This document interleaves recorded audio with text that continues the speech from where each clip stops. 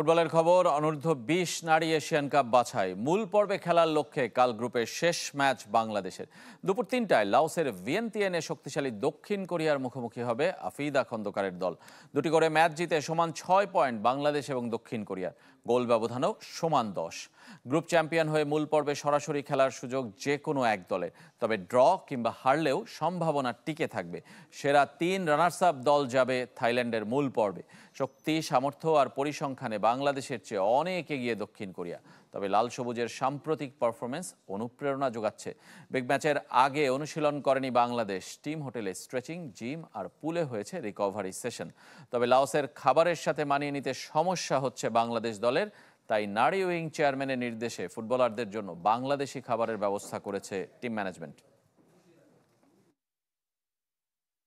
টিমের জন্য আমার যাওয়ার আগে যেটা বলার ছিল যে তোমরা ম্যাচ বাই ম্যাচ জিতবে এবং কম্পিটিটিভ ম্যাচ খেলেই জিতবে, এবং আপনারা দেখেছেন এবং ডে 1 থেকে তারা সেটার ধারাবাহিকতা বজায় রেখেছে।